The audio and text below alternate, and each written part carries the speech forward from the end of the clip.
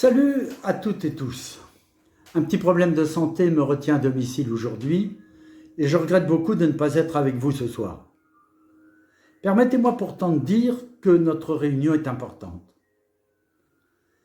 Votre présence montre bien que nous sommes liés les uns aux autres, parce que nous savons que les coups reçus dans une manifestation, que les accusations proférées dans les médias, par exemple que les sociologues sont des islamo-gauchistes, que les déplacements administratifs des collègues enseignants, que les poursuites pénales contre des syndicalistes forment un tout, relèvent de la même ligne directrice, de la même pensée, qui croit encore pouvoir vaincre les résistances en maniant la répression.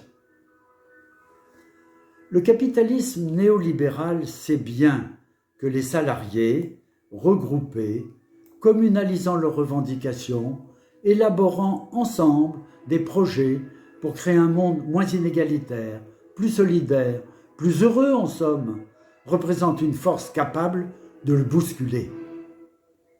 Les grèves de 11 millions de salariés en 1968, les puissantes manifestations de 1995, les mobilisations contre la réforme des retraites, les occupations des ronds-points par les gilets jaunes, les nombreuses grèves éparpillées sur le territoire national sont là pour rappeler au capitalisme que sans la participation des salariés, il ne fonctionne plus. Aussi, patronat et élites dirigeantes n'ont de cesse que d'éliminer les collectifs, de détruire la notion de solidarité et même de faire disparaître des consciences la possibilité d'un contrôle collectif des moyens de production. Pour ce faire, il leur faut démanteler l'État social en défaisant les politiques sociales. C'est en cours. Créer des institutions qui pérennisent le système de la concurrence entre les individus et entre les organisations.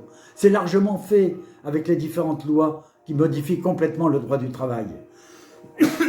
Ou avec la RGPP, ou avec effectivement les systèmes qui permettent de contrôler les performances des individus ou des organisations. Fabriquer de futurs salariés, n'ayant pas d'autre cadre de pensée que celui du néolibéralisme.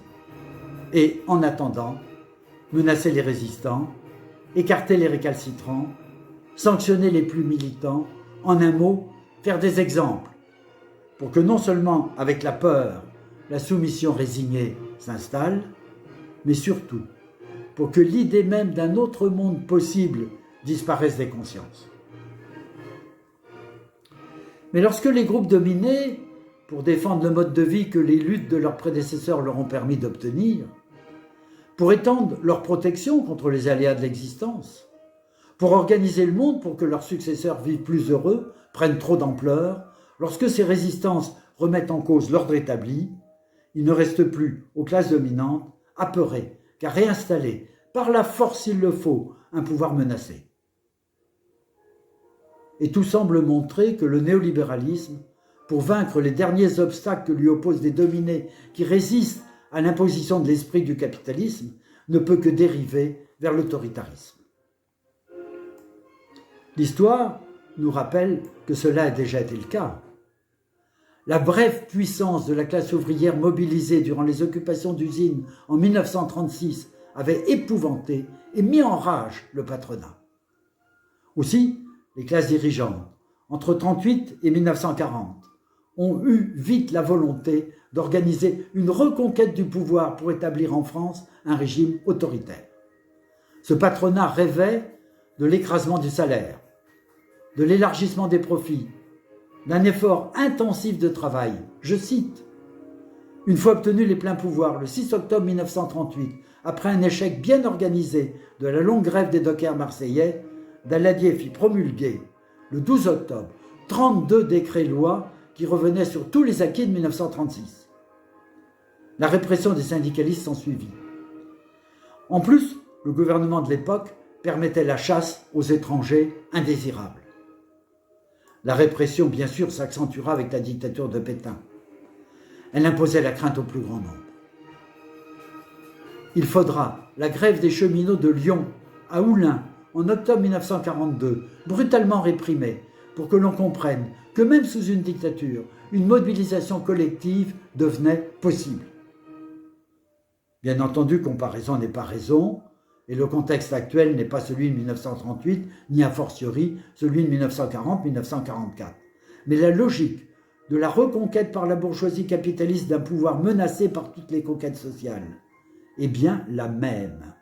Et montre que lorsque cette bourgeoisie se rencontre trop d'obstacles, le recours à la peur et à la répression non seulement est toujours possible, mais devient même probable.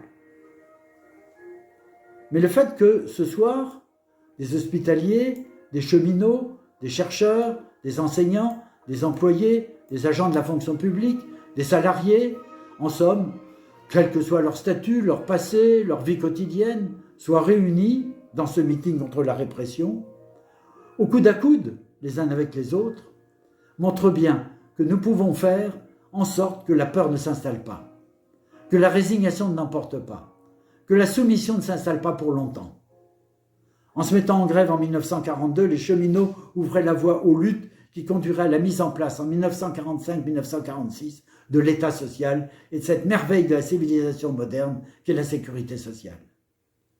À nous de lutter aujourd'hui pour ouvrir la voie vers de nouveaux jours heureux.